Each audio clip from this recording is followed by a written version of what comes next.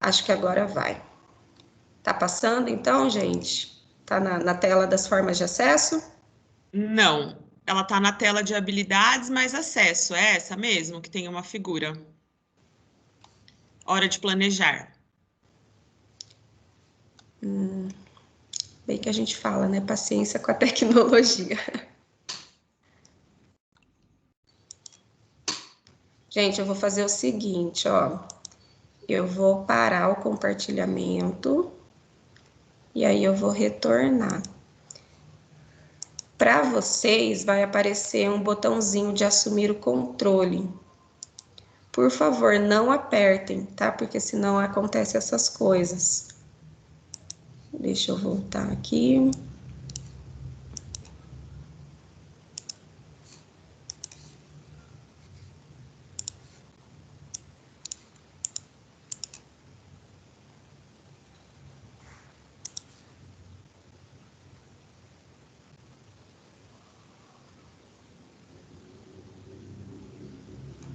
Só um minutinho.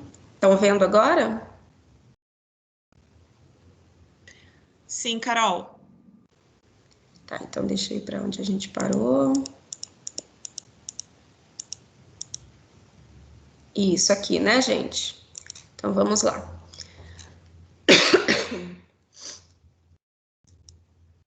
Bom, então a gente já tem aí, né, as habilidades que a gente vai trabalhar. A gente fez esse levantamento com relação às formas de acesso dos estudantes, né? Juntando essas duas informações, a gente chega então na hora do nosso planejamento, tá? Para esse planejamento, então, né, é claro que o planejamento ele vai ser feito pelo professor, tá?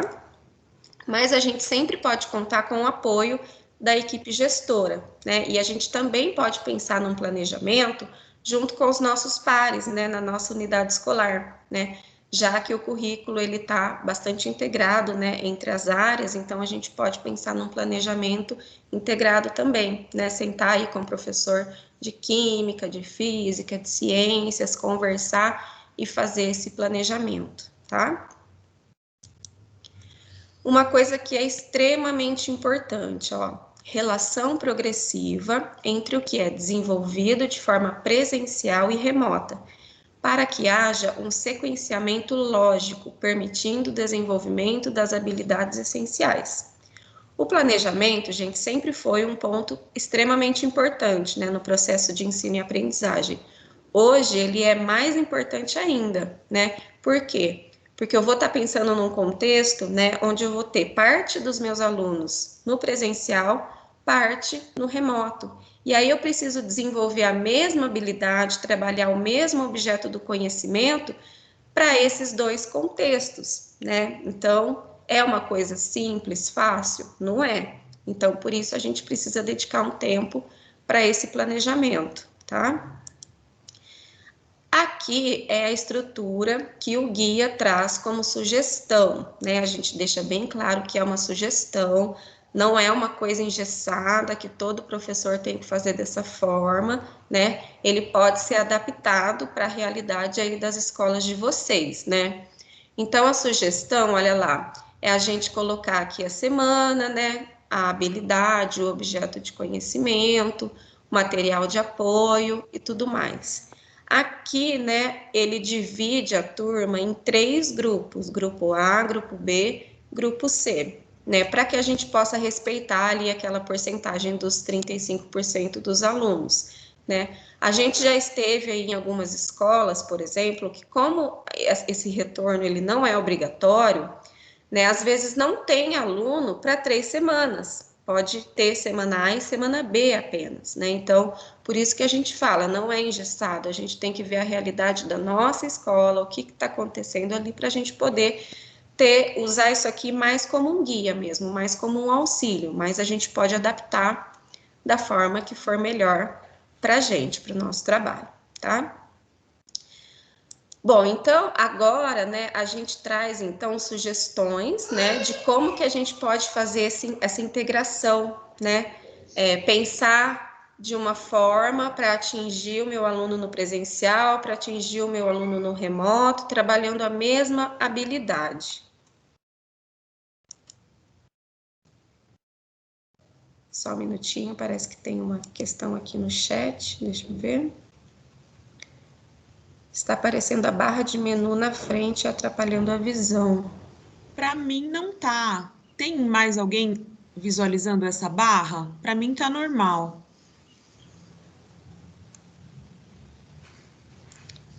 Bom, eu não sei por que está aparecendo essa barra, mas vamos lá.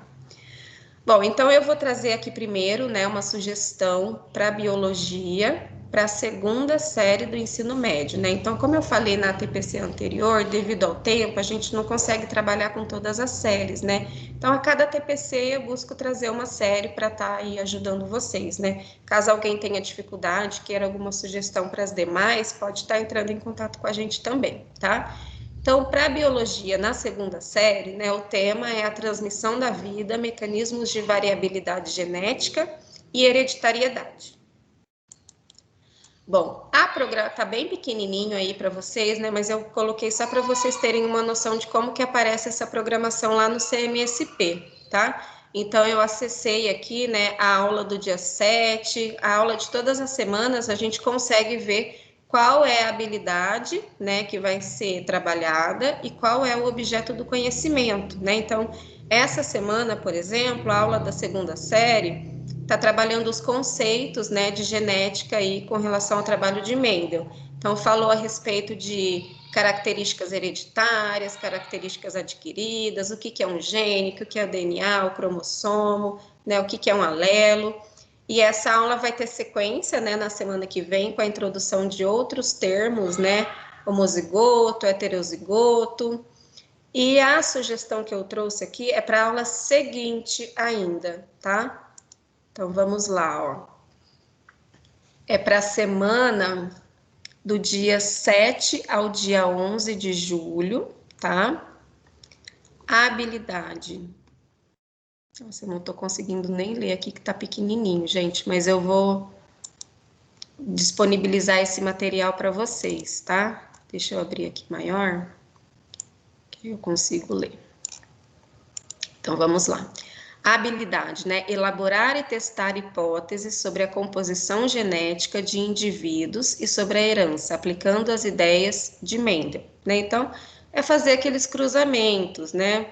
Usar, por exemplo, o quadro de Punnett e tudo mais. Qual é o material de apoio? Né? Como eu falei, segunda série é o São Paulo Faz Escola, volume 1, porque esse material ele é semestral, tá? Não é bimestral que nem o currículo em ação. Então, a sugestão aqui, ó, a gente tem 2 aulas na semana, né? Uma aula é transmitida pelo CMSP. Então, o conteúdo dessa primeira aula, né, cruzamento teste, teoria cromossômica da herança, características hereditárias humanas. O grupo A vai ter aula presencial. Então, a gente trabalha com esses conteúdos presencialmente com os nossos estudantes. O grupo B e o grupo C, a gente pode orientar esses alunos a acompanhar a transmissão dessa aula pelo CMSP, né? Que vai trabalhar aí com esses mesmos conteúdos. Na outra aula da semana, a gente pode trabalhar com a primeira lei de Mendel, utilizando o quadro de Punnett. Então, a gente pode, né? Eu vou mostrar para vocês depois uma forma de abordar esse tema no presencial. E no remoto, né, a gente pode disparar aí um vídeo pelo WhatsApp da turma, né, ou da forma como vocês mantêm contato, né, com os estudantes remotamente, né, pode ser pelo próprio CMSP, pelo Classroom, né, vai depender aí da realidade de vocês, tá? E aí, como instrumento de avaliação, a gente pode pedir para que eles realizem, né, a atividade lá do Centro de Mídias, para também contar como presença. E aí a gente pode também mandar para os estudantes, para eles resolverem em grupos, alguns exercícios, né, sobre esses cruzamentos, tá?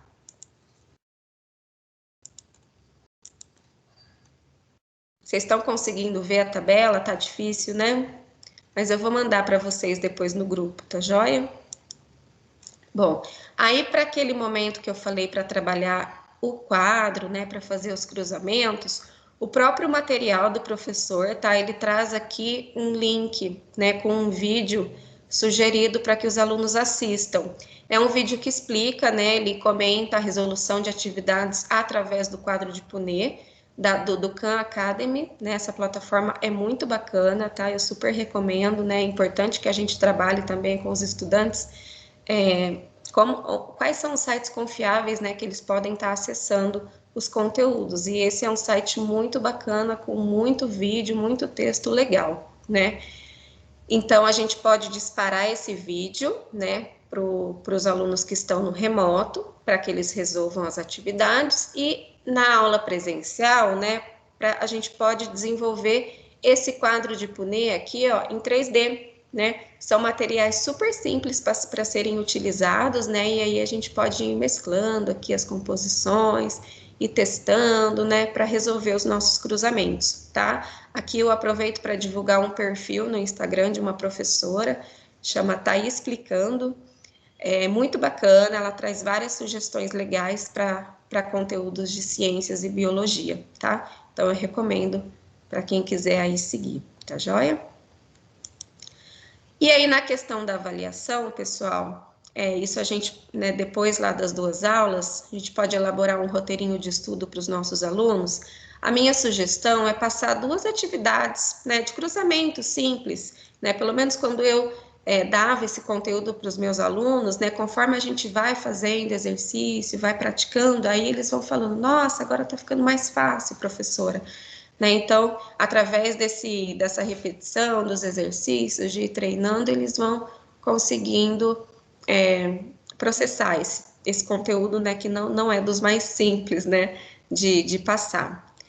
Então, a sugestão, gente, que até o guia traz também, né, é a gente organizar os nossos alunos em trios, né? Por que trios? Porque eu posso colocar um aluno do grupo A, que está presencial, um aluno do grupo B e um aluno do grupo C, que estão no remoto, né? Então, conforme eles se reúnem para resolver, né, quem vai no remoto, tiver dúvida, coloca para quem vai no presencial, esse aluno do presencial leva essas dúvidas para o professor, e assim a gente promove uma integração, né, entre os alunos que estão vivendo, né, aquele conteúdo, aquela aula em momentos diferentes, tá? Então, é essa a sugestão, realizar esses 2 exercícios em grupos, sendo cada aluno, né, de um momento, um presencial e 2 remotos, né? Assim a gente promove aí também competências, né, socioemocionais e tudo mais.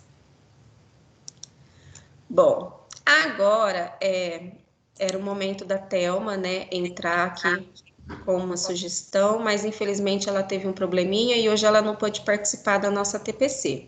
Então, eu vou passar aqui brevemente o que ela nos passou, e caso alguém tenha dúvida, tá?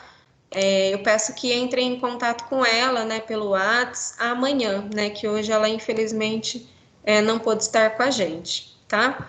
Então, ela trouxe um exemplo aqui de física para a 3ª série do ensino médio, né? 3ª série, gente, lembrando que a gente está priorizando aí o uso do aprender sempre, né, que está disponível para o 9º ano e para a 3ª série, tá? Então, esse material, ela trouxe a situação didática que trabalha com a produção de energia e os seus impactos ambientais. Quais seriam, então, os objetivos de aprendizagem dessa aula? Entender as vantagens e as desvantagens de cada matriz elétrica, interpretando gráficos e tabelas para considerar aspectos sociais e econômicos. Então, ela também trouxe uma tabelinha, né, para a gente colocar aí certinho o que seria trabalhado em cada aula e com cada grupo, né? Então, aqui novamente, o grupo A estaria no presencial, grupo B e C no remoto, né? Então, o material de apoio é o Aprender Sempre, tá? As atividades, né, matriz elétrica, os impactos socioambientais na produção da energia. Então, esses temas seriam desenvolvidos de forma presencial com os estudantes, e para orientação, né, no grupo dos remotos, né, acompanhar as aulas no CMSP, desenvolvimento de pesquisas, resolução de atividades e seminários, tá? E aí, possibilidades de avaliação para essa sequência de atividades, né? Pesquisa, seminários, vídeo e escrita também, né? Então, isso poderia ser feito também lá em trios, né? Da forma como vocês preferirem, e isso pode ser enviado, então, para o professor, tá? Aqui ela também colocou um trecho, né, do cronograma integrado, né, mostrando quando que essas atividades serão trabalhadas lá no centro de mídias, tá? Então, esse material também vai para vocês consultarem e a gente também pode mandar o cronograma integrado para vocês acessarem, tá? Agora eu vou convidar a Grazi, né, passo a palavra para a Grazi, para ela apresentar aí as sugestões dela para o 9º ano, tá? Grazi, com você. Bom dia a todos. Espero que todos estejam bem. Então, dando continuidade à TPC, eu vou falar um pouquinho em relação ao conteúdo de ciências, né? E aí eu escolhi para hoje falar de uma das habilidades ou 2 habilidades presentes no Aprender Sempre do 9º ano. Tá passando para vocês os slides? Assim. Então deu para assumir o controle aqui normalmente, Carol. Tá Aqui eu joia. coloquei a programação do CMSP agora para o próximo mês, né? Até o dia 21 de junho, que foi o que eu encontrei no repositório. Então, esses são os objetos do conhecimento e as habilidades que serão trabalhadas no 9º ano. Então, vai do papel da célula na genética, da célula ao DNA, fazendo uma retomada de uma das habilidades do 6º ano, e aí também retoma uma habilidade do 8º ano, até chegar nas habilidades que estão realmente integradas, né, no 9º ano. E a sugestão que eu trouxe são essas que estão destacadas em roxinho, que é a habilidade EF09608 e a CI09. Então, discutir as ideias de Mendel sobre fatores hereditários. Desculpa, é a CI09, tá? Discutir as ideias de Mendel sobre fatores hereditários, gametas, segregação e fecundação na transmissão de características hereditárias em diferentes organismos. A Carol também falou para a biologia do mesmo objeto de conhecimento que é a hereditariedade, né? E o 9º ano também vai trabalhar isso. E aí a sugestão, eu montei a tabela de uma forma um pouquinho diferente, pensando também nesse revezamento entre o ensino remoto e o ensino presencial. A gente sabe que algumas escolas já estão nesse revezamento, as escolas de Botucatu ainda não, provavelmente se inicia no dia 14 de junho, né, pelo decreto do prefeito, e outras escolas de outras cidades talvez só no 2º semestre que retornem nesse esquema de revezamento. Então, são apenas sugestões que podem ser ajustadas, adequadas à realidade de cada escola, como a Carol já pontuou. Então, a gente está, assim, tentando a cada TPC trazer sugestões para que possa ser aproveitada ou num contexto ou em outro, mas elas não são engessadas, é simplesmente sugestões, tá bom? Então, aqui eu pensei, iniciando com o cronograma a partir do dia 14/6. Os alunos, eles já terão tido, via CMSP, essa retomada de célula, de material genético, que ele está contido no núcleo, enfim, já terão assistido nas semanas anteriores, via CMSP, e os professores acompanhando, enviando alguma atividade, sobre essa retomada, uma revisão sobre material genético, sobre divisão celular, o processo de meiose. E aí, nessa semana, entraria com o tema hereditariedade. E aí, pensando nos grupos divididos também em grupo A, grupo B e grupo C, em que um grupo já estaria de forma presencial, a sugestão é que o professor possa trabalhar a aula 5 do caderno, atividade e aula 5 do caderno Aprender Sempre, que vai falar da pesquisa do Gregor Mendel e a primeira lei, né? E também fala um pouco sobre as metodologias científicas empregadas nessa pesquisa. Então, o professor pode trabalhar presencialmente. Essa atividade, ela vai ter conceitos ali, então o professor pode tirar dúvidas, fazer uma roda de conversa sobre esses conceitos, enquanto o grupo que está de forma remota, eles serem orientados a trabalhar, a acompanhar a aula que vai ser transmitida no CMSP. De ciências é na segunda-feira, né? Toda segunda-feira, às 14h30. Depois nós temos alguns horários de reprise. Então, enquanto alguns acompanham no CMSP, estando no remoto, o grupo presencial tem essa discussão sobre o mesmo tema com o professor em sala. Isso é uma introdução a esse assunto. Aí, depois disso, o professor vai lançar a seguinte pergunta, pensando aí no que nossos alunos adoram esse tema de digital influencer, adoram as redes sociais. A minha sugestão é que o professor, ele provoque os alunos nesse sentido. Se o Mendel, ele fosse um digital influencer no Instagram, né? Só sugestão, né? Pode ser adaptar com a melhor rede, enfim. Então, se ele fosse um digital influencer no Instagram, como que seria o perfil dele?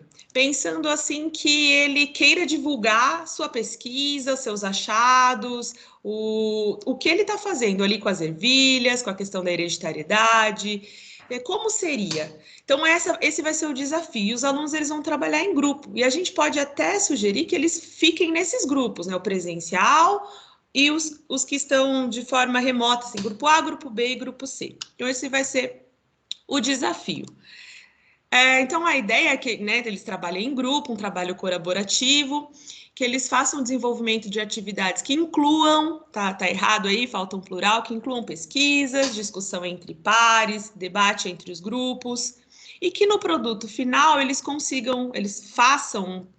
criam um perfil fictício no Instagram, e nele eles vão ter que colocar fotos, vídeos, textos sobre o Gregor Mendel ali. Ele quer ser um digital influencer, ele quer influenciar todo mundo, toda a comunidade, de que o que ele faz é muito legal, importante. Então, os alunos vão ter que estudar o conteúdo, serem criativos, colocando imagens, colocando conteúdos de divulgação científica.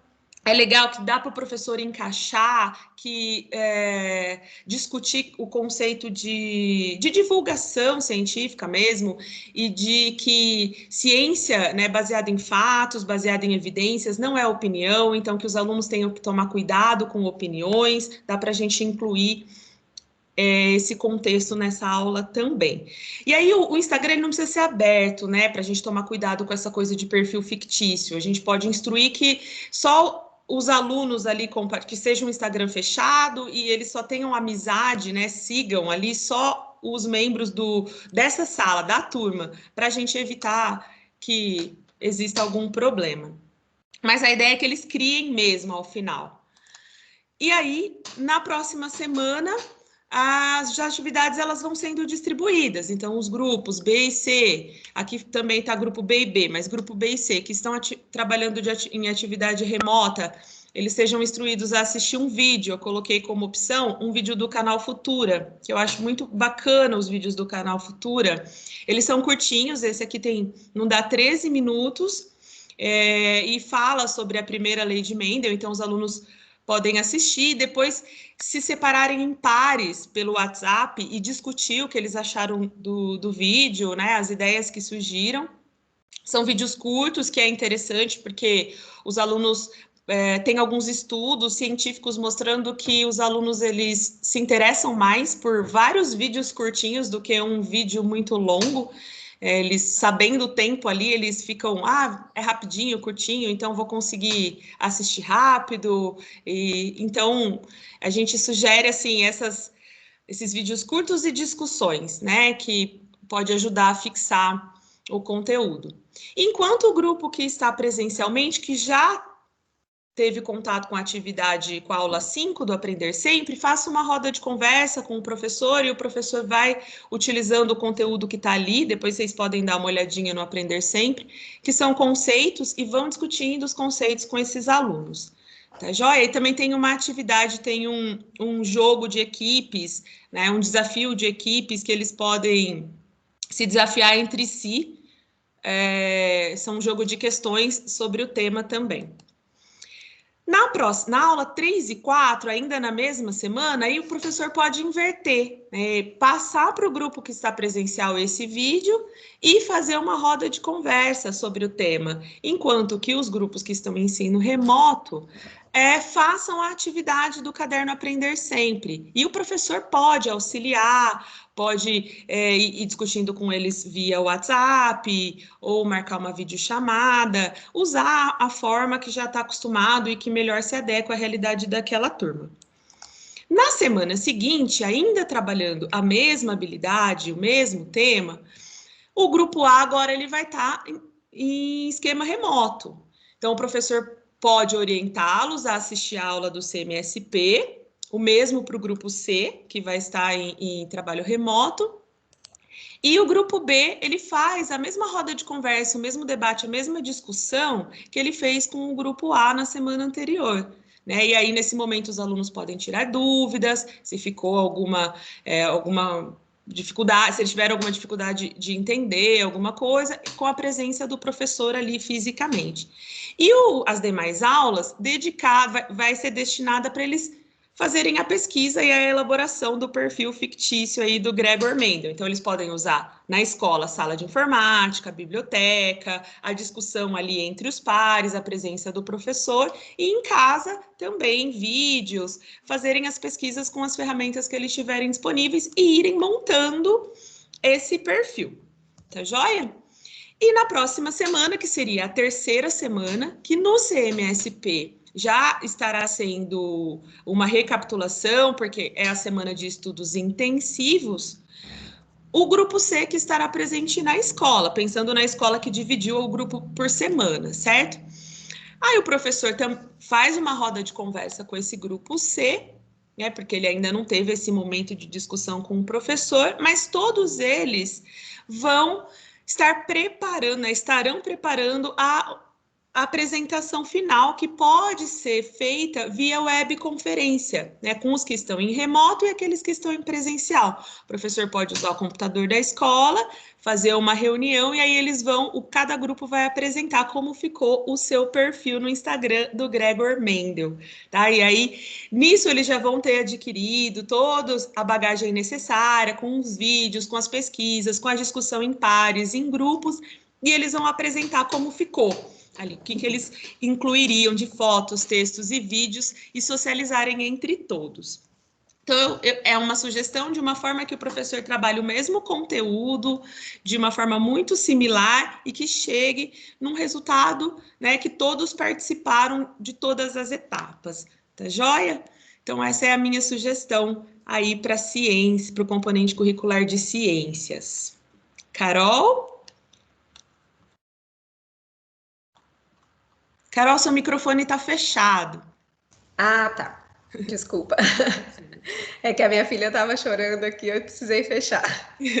É muito legal essa atividade. Nossa, eu ficaria contente vendo aí um perfil. Já imaginou um perfil do Mendel no Instagram para a gente seguir? Legal, né? Mendel moderno. Bom, vamos lá. Então, dando sequência aí, pessoal, no trabalho com o guia do ensino híbrido, né? Eu trouxe novamente aqui a sugestão da possibilidade, né, de organizar as turmas em trios, né? Então, como eu expliquei para vocês, seria um aluno que está no grupo presencial e 2 alunos no grupo remoto, né? Para a gente promover essa interação.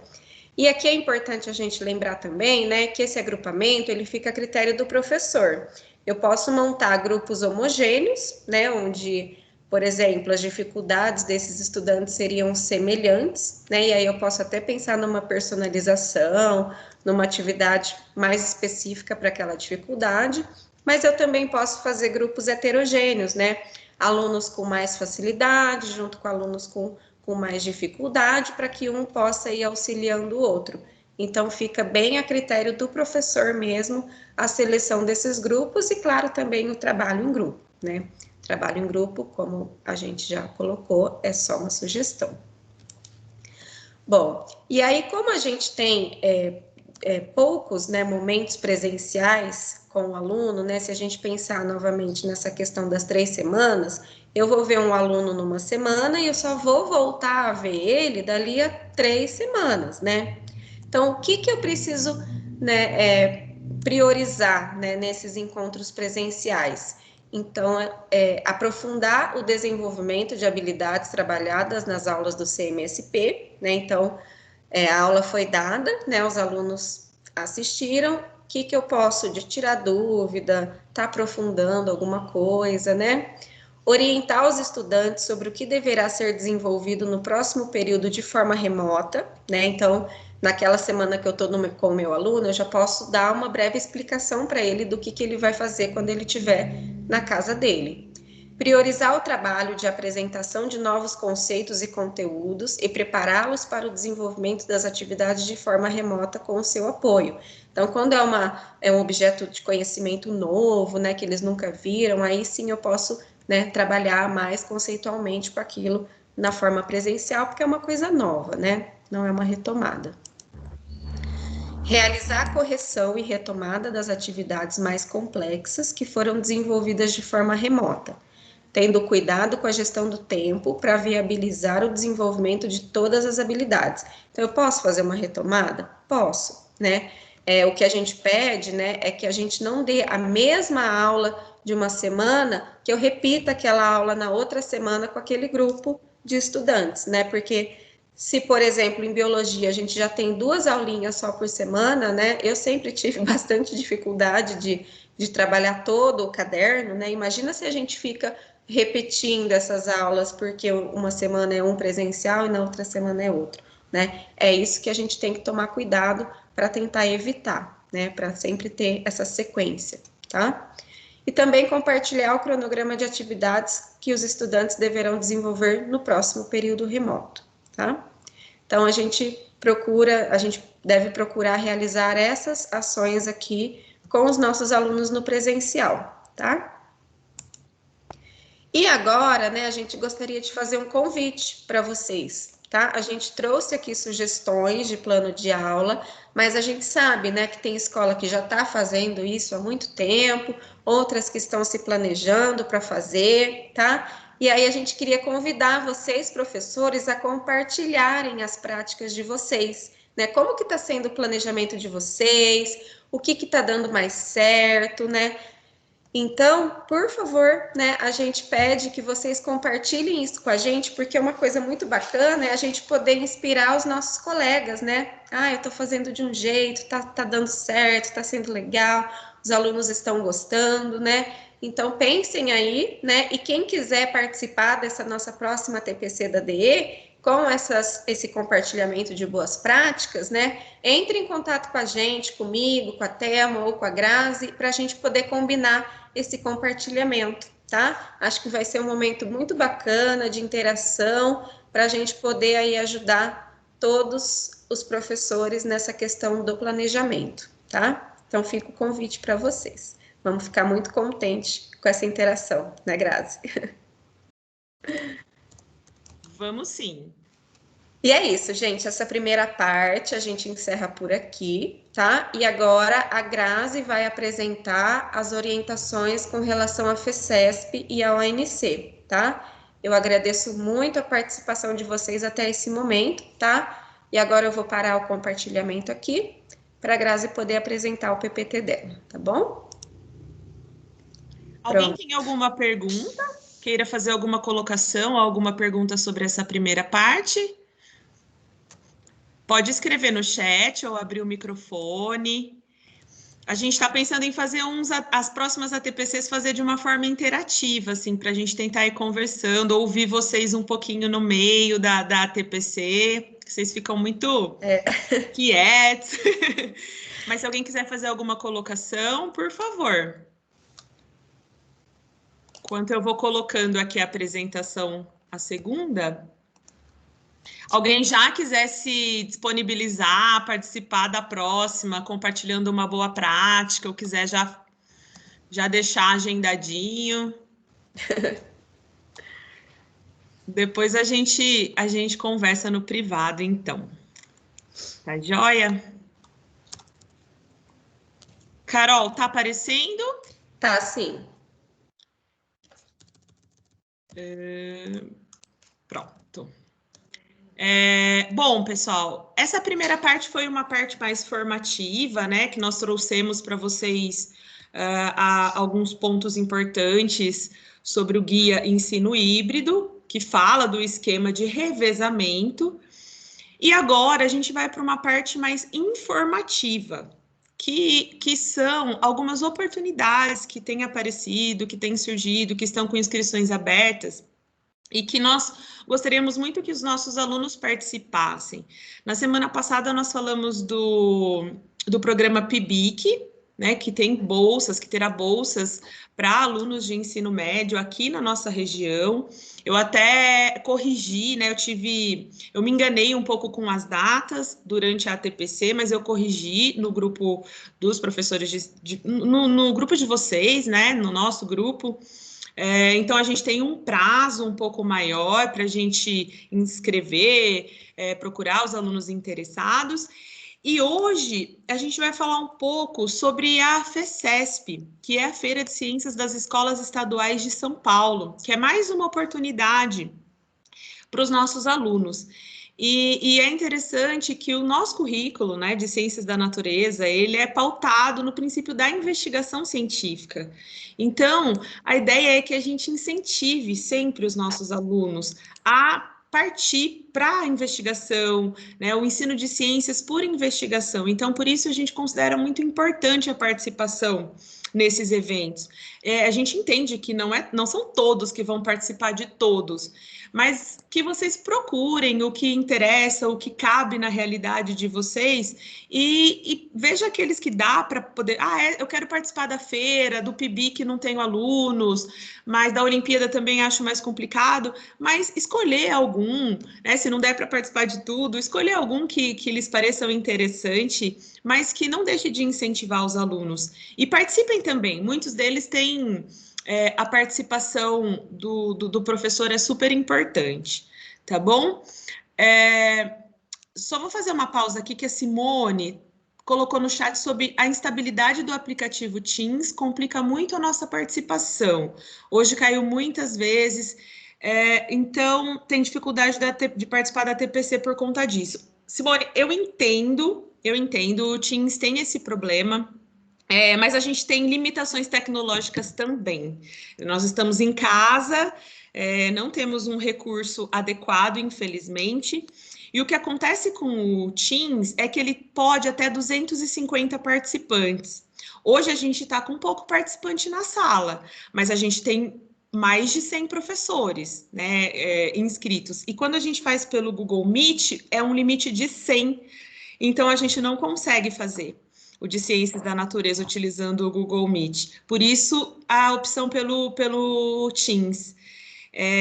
Se todos os professores que deveriam assistir a TPC estivesse presente, passa de 100 e aí eles ficam de fora. Então, eu sei que muitas vezes tem aquele recurso de ser transmitido pelo YouTube, mas a gente precisa de um computador extra então acaba saindo um pouco assim fora dos recursos tecnológicos, mas a gente vai pensar em alguma saída para melhorar, tá? Eu peço desculpas, a gente vai estudar alguma possibilidade, tá bom? Então, voltando aqui, vamos falar um pouquinho da Feira de Ciências do Estado de São Paulo, então. É a 8ª edição, e ela é uma ação pedagógica desenvolvida pela Secretaria do Estado da Educação, é desenvolvida pela SEDUC, com o objetivo de estimular e promover a formação de estudantes da rede estadual de ensino no âmbito de ciências da natureza, ciências humanas, sociais e aplicadas e matemática. Então, tem ciências humanas e matemática também, inserindo-os no contexto de pré-iniciação científica, tá? Então, aqui tem o site da SEDUC, onde tem algumas informações sobre a feira. E, como eu falei, né, com o objetivo de incentivar os nossos alunos na pré-iniciação científica. Bom, qual é o público-alvo? Esse ano, nós temos 3 categorias e 2 subcategorias. Então, as categorias, elas são três, né? Como eu disse ali no slide anterior. Ciências da natureza, ciências humanas e desafios matemáticos. Temos essas três categorias. Então, para nós aqui, enquadraríamos nas ciências da natureza. E são divididos em duas subcategorias, que é a subcategoria júnior, que são estudantes de 6º, 7º e 8º ano do ensino fundamental, e a categoria master, que são estudantes do 9º ano do ensino fundamental ou do ensino médio, 1ª, 2ª e 3ª série. Tá? Então, o professor ele pode formar essas equipes, tanto júnior quanto master. E aí, na hora da inscrição, vai escolher uma delas. Eu posso mesclar alunos do ensino do 6º, 7º e 8º com o 9º ou com o ensino médio? Pode mesclar. Mas aí, se eu tiver uma equipe mesclada, por exemplo, eu tenho um aluno do 7º com um aluno do 9º, eu tenho que inscrever essa equipe no master, na equipe master, tá? Então, sempre o nível acima. Vamos lá. Aqui tá pequenininho para vocês, né? Eu vou passar, se eu já não enviei, eu vou enviar esse regulamento para vocês terem acesso ao regulamento completo, que são as categorias, a quantidade de vagas e as categorias que cada diretoria de ensino pode ter, né? Porque a gente tem uma fase regional, que eu já vou explicar, e aí, para todas as categorias que eu mencionei, de ciência da natureza, ciências humanas e desafios matemáticos, poderão ser inscritos uma equipe júnior e uma equipe master, tá? Dentro dessas categorias, também tem vagas exclusivas para equipes que possuem estudantes de educação especial e altas habilidades e superdotação. Então, aqui embaixo, ó, vocês conseguem visualizar aqui, na nossa diretoria de ensino, a gente vai ter 9 vagas, tá? Então, 2 para ciências da natureza, 2 para ciências humanas, 2 para desafios matemáticos e 2, 4, 6, uma de cada uma de ciências da natureza, uma de ciências humanas e uma de desafios matemáticos podem ser inscritos alunos com as habilidades, estudantes de educação especial, tá joia? Então, são 9 no total.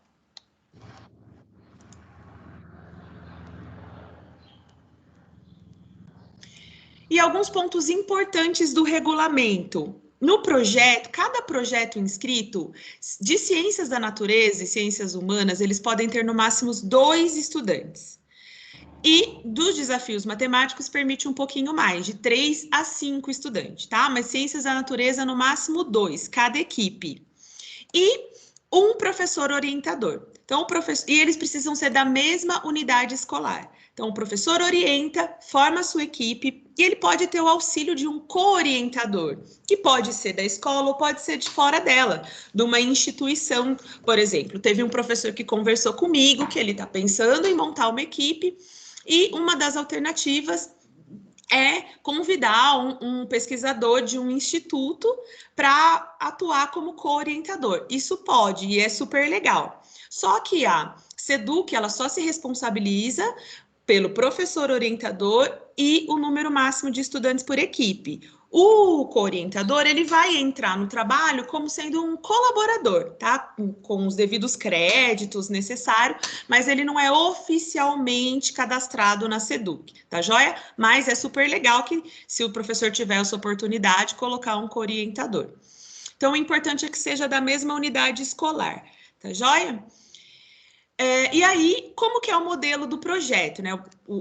A equipe precisa desenvolver um projeto de pré-iniciação científica. Então, esse projeto ele precisa ter todas as etapas, né, de um projeto científico. Título do projeto, o resumo desse projeto, a introdução, a justificativa desse trabalho, a questão problema, né? Porque qual o problema que vai ser investigado nesse trabalho? Porque ele precisa ser executado, é um trabalho de pré-iniciação que a equipe deverá executar. Então, ela deve coletar dados e chegar a um resultado e a uma conclusão, tá joia? Então, essas são uma parte das etapas do projeto. Também deve ter a metodologia empregada, as expectativas de resultado ou resultado. tá? Então, às vezes não deu tempo de concluir, mas quais são os resultados esperados, então, se ela não deu tempo do professor, da equipe concluir até o final, tá? E também a contrapartida social. Então, tudo isso está discriminado, essas são só as etapas, não vou ficar lendo a descrição de cada uma, mas está discriminado no regulamento. O projeto, ele também pode ser desenvolvido de forma online, né? Eu sei que a gente está numa fase muito difícil esse ano, né? Com toda essa crise, toda essa questão da pandemia, mas também pode ser desenvolvido de forma online. Então, fica mais uma opção, tá bom? Da equipe. Ou retornando no nosso esquema de revezamento, o professor pode encontrar os alunos da equipe em determinados momentos e desenvolver esse projeto. Aí, além disso, né, eu estava esquecendo, ó, precisa ter as considerações finais, as referências e inclusão de imagens, gráficos e tabelas, né? Toda etapa de um projeto científico, tá bom? É importante lembrar que se o professor optar, né, por formar uma equipe, desenvolver um projeto, os alunos, a equipe, né, precisa ter um diário de bordo, que ele precisa relatar tudo que vai acontecendo, desde as discussões, da elaboração das hipóteses, até o desenvolvimento da pesquisa, até concluir tudo, um diário de bordo onde tudo vai sendo relatado. E para inscrever a equipe, o professor orientador, ele precisa fazer um vídeo de até 2 minutos para falar sobre o projeto. Tá joia? Vocês vão encontrar isso detalhadamente no regulamento, que são pré-requisitos para inscrever um projetinho para a feira. Bom, falando agora sobre as fases, né? Nós temos 3 fases. A primeira é a fase regional, que é em nível de diretoria de ensino.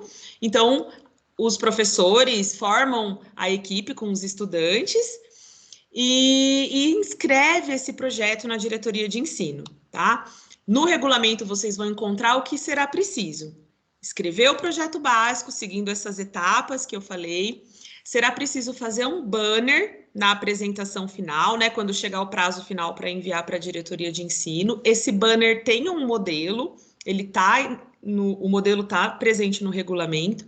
Precisa fazer um resumo, também há um modelinho do resumo, e preencher a ficha de identificação na respectiva diretoria de ensino. Tudo isso, esses 4 itens, tem um modelinho no regulamento. Então, é só dar uma olhada e seguir o modelo para poder fazer a elaboração do projeto. Nessa fase regional, esses projetos serão enviados para a diretoria de ensino e nós teremos uma equipe. Cada área, né, de ciências da natureza, ciências humanas e desafio matemático terá uma equipe para avaliar esses projetos e, se for necessário, dar algumas sugestões, pedir para fazer alguma revisão, mas enfim, trabalharemos como uma equipe para que esses projetos possam ir para a fase estadual, tá joia? Então, a gente faz a classificação, porque serão 2, né, escolhidos para ciências da natureza. E aí tem a quantidade escolhida para as outras aulas, mas de ciências da natureza nós escolheremos 2, que serão classificados, na verdade, né? E aí tem também o critério de classificação disponível no regulamento. E aí, os que forem escolhidos passarão para a fase 2, que é a seletiva estadual. Aí a diretoria de ensino inscreve os projetos selecionados, classificados, e manda, né, para a SEDUC, que divulgará a lista dos classificados da seletiva estadual. Os projetos classificados, eles passam para a fase 3, que é a fase final. Serão 30 finalistas, né? 10 projetos de todas as diretorias de ensino do estado de São Paulo. Nós teremos 10 projetos de ciências da natureza, 10 de ciências humanas, deixa eu voltar, e 10 de desafios matemáticos, tá? E a gente espera que a nossa diretoria de ensino esteja presente aqui nesses finalistas, né? Quem sabe com os 2 trabalhos que a gente pode enviar. E desses 30 finalistas, 18 serão vencedores, que serão anunciados no movimento Inova 3, que ocorrerá no final do ano. Tá? Então, vai ter primeiro e terceiro lugar para cada uma das categorias e subcategorias que eu apresentei. Então, aqui está o cronograma. Quando eu coloco aqui, ficou super pequenininho também. Vocês conseguem ver as datas ou não dá para ver? Tá conseguindo ver, Carol? Tá, eu consigo ver sim. Mas tá pequenininho mesmo. Tá pequeno, né? Essa coisa de colocar as tabelas... É a tabela. Ela não ajuda muito. Então, deixa eu só abrir aqui para eu conseguir... Eu colei a tabela que estava no regulamento. Só para destacar o período de inscrição na diretoria de ensino por enquanto. A gente vai sempre lembrando vocês em que pé que estão as coisas, não deixando passar, mas a fase 1 da diretoria de ensino, ela começou em 3 de maio, que foi o lançamento, e ela vai até o dia 24 de setembro. Então, o período final para o envio de projetos para a diretoria de ensino, para a fase 1, é até o dia 24 de setembro, tá? Que é o período para o desenvolvimento do projeto, confecção dos banners e essa inscrição feita com a gente na DE. Pedimos que, se possível, os professores que se interessarem em participar enviem um pouquinho antes para a gente poder analisar, fazer algumas sugestões, se for necessário, tá joia? E no dia 27, entre o dia 27 de setembro e 1º de outubro, a gente fará a classificação dos projetos enviados e vamos preencher o formulário da SEDUC, né, cadastrando os projetos que chegarem até nós, tá? Então, a gente faz esse levantamento de inscritos e envia para a seletiva regional. Depois vocês podem checar com mais calma as outras fases, mas a gente vai lembrando sempre, mas essa é a primeira data importante, até o dia 24 de setembro. Então, nós pedimos, professores, que vocês inscrevam, né? Eu sei que muitos professores já desenvolvem projeto de iniciação científica em suas escolas, com seus alunos. Sei também que isso foi dificultado nesse momento pandêmico, mas eu sei que nós temos professores muito criativos e que, com certeza, nós teremos alunos interessados em participar e sairão coisas bastante interessantes, né? Eu até coloquei para vocês darem uma olhada de uma feira que ocorreu em foi a 5ª edição, se eu não me engano, em 2017 e 2018. Algumas ideias de alguns títulos de projeto finalista. Um deles foi esse aqui, ó, adubação de horta a partir de resíduos orgânicos de tilápia, Oreochromis nilóticos, uma experiência econômica e sustentável. Esse foi desenvolvido, acho que na diretoria de uma das escolas da diretoria de ensino de Assis. Um outro projeto finalista foi esse aqui, ó, desenvolvimento de telha ecológica de baixo custo à base do bagaço da laranja e a caracterização do seu potencial de aplicação em habitações de interesse social. Esse foi desenvolvido na diretoria de ensino de Limeira, né? Foi um dos finalistas também. Então, fica só como sugestão para vocês terem ideia, assim, né, de alguns projetos que chegaram à final de edições anteriores. A diretoria de ensino de Botucatu não teve projetos de ciências da natureza nas edições anteriores, de 2020, 2019, e vamos tentar ver se a gente consegue, né, incluir algum projeto nesse ano. Tá joia? Então, essa é a oportunidade de inscrever equipes na Feira de Ciências do Estado de São Paulo. E está acontecendo também a Olimpíada Nacional de Ciências, né? Tem algumas coisas um pouquinho diferentes. A Olimpíada é nacional. E o tema desse ano é Ciência ajudando a construir o mundo. Quem está envolvido, né, nas Olimpíadas Nacional de Ciência? Ela integra o programa Ciência na Escola e tem 5 sociedades científicas envolvidas. Sociedade Brasileira de Física, Associação Brasileira de Química, o Instituto Butantan, Sociedade Astronômica Brasileira e a Universidade Estadual de Campinas, a Unicamp. Tá? Então, todas essas super sociedades envolvidas nessas Olimpíadas. E qual é o público-alvo? São estudantes do Ensino Fundamental 2 do ensino médio, da 4ª série do ensino técnico e também do EJA, estudantes da educação de jovens e adultos, tá? Então, é bem amplo para todos os níveis dos nossos alunos. E aqui tem o calendário. As inscrições, elas já começaram em abril, então estão abertas desde o dia 5 de abril e elas vão até o dia 2 de agosto. Então, o aluno acessa o site, né? O professor, na verdade, já vou explicar como faz para inscrever os alunos, tem até o dia 2 de agosto para realizar essas inscrições. A primeira fase da prova, que será online, será realizada de 5 a 6 de agosto e ela tem uma segunda fase. Essa primeira fase, elas são testes, é composta por questões em forma de teste, e já a segunda fase, ela é dissertativa, né, e será realizada no dia 3 de setembro. E teremos também premiações. Em outubro, dia 27 de outubro, a solenidade de premiação. Tá joia?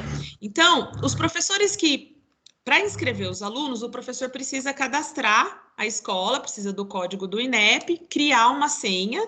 Então, o professor faz o cadastro, a escola pode escolher um professor responsável, ou esse professor pode manifestar o interesse, ele fica responsável por inserir os alunos daquela unidade escolar. Então, ele vai ser o representante responsável daquela unidade escolar. E aí, ele auxilia os alunos na inscrição. E é importante saber que os estudantes, o estudante deve ser inscrito pelo professor responsável da escola, tá? Na série ou no ano que ele estiver cursando. Se tiver algum erro nisso, né, se não for o professor responsável, ou se colocar a série diferente do que ele está cursando, ele é desclassificado. Então, é importante estar atento a isso. E a prova, ela não é igual para todos. Todos os níveis podem participar, mas ela tem diferentes... Todas as séries e anos podem participar, mas ela tem diferentes níveis. As questões vão incluir astronomia, biologia, física, história e química, mas em 5 níveis diferentes, tá? Então, nível A, por exemplo, estudante de 6º e 7º ano do ensino fundamental, e assim por diante. Então, cada etapa escolar que o estudante estiver corresponde a um nível, tá? Um nível de questões. Os alunos, alunos e professores podem baixar esse aplicativo que tem questões, tem várias questões das edições anteriores, então eles podem ir estudando, treinando, fazendo alguns quiz, assim, para ter contato com o tipo de questão que a Olimpíada cobra, tá joia? Então pode baixar, se for possível, baixar o aplicativo, ou então no site está disponível o programa, né? O que vai cair exatamente em cada uma delas, tá? O conteúdo de astronomia, o conteúdo de biologia, de física, tá joia? Depois eu envio para vocês o material, mas colocando ONC no Google já vai aparecer ali a página principal da Olimpíada. E ela tem premiação também. Então, a gente vai ter medalhas para os 5% dos estudantes participantes que forem para a segunda fase, né? É importante que eles passem para a segunda fase. Então, a gente vai ter medalhas, ouro, prata e bronze. Teremos menção honrosa para 50% os estudantes que acertarem pelo menos 50% das questões da segunda fase vão receber a medalha de menção honrosa.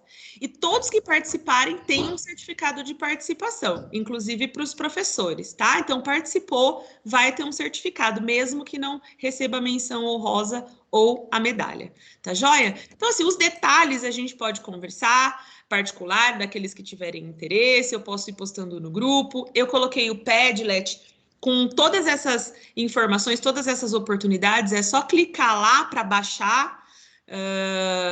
Vocês conseguem baixar com mais facilidade os regulamentos, o material, e eu vou alimentando à medida que novas coisas vão surgindo. Se quiserem seguir também o Instagram da ONC, lá eles vão postando várias novidades, bem bacana. Eu tenho seguido, eles postam chamadas para os alunos, postam novidades como essa do aplicativo, tá bom? Então, a gente pede que vocês inscrevam, né, os nossos alunos, incentive a participar tanto da feira quanto da Olimpíada, né? Um precisa desenvolver projeto, o outro eles vão precisar estudar um pouquinho, né? E responder as questões, participar das duas fases. Mas vamos incentivar os nossos alunos, tá joia? E aí eu deixo o meu agradecimento a vocês, deixo o meu contato, tanto o e-mail quanto o celular, para qualquer dúvida. Se precisarem de ajuda para alguma coisa no desenvolvimento do projeto, se tiverem dúvida no regulamento, é importante ler o regulamento, que tem vários detalhezinhos importantes. Podem nos contactar, tanto eu, quanto a Carol, quanto a Thelma, e nós teremos prazer em ajudá-los no desenvolvimento dessas atividades. Bom, e agora nós temos 5 minutinhos que podem ser abertos para perguntas, sugestões. Queríamos ouvir vocês um pouquinho ou ler os comentários. Alguém quer pontuar alguma coisa? Ninguém tem dúvida? Só reiterando, pessoal, né? Principalmente ali com relação à FECESP, né? Tem todo um trabalho de escrita científica mesmo, né? Então, se precisar da nossa ajuda, nossa, não hesitem, em momento algum, pode cutucar lá no WhatsApp que a gente ajuda, tá? Algum professor ou professora já participou da feira em alguma edição anterior? Já inscreveu algum projeto? Eu vou parar aqui a gravação, tá, pessoal? Que pode estar inibindo vocês. Às vezes a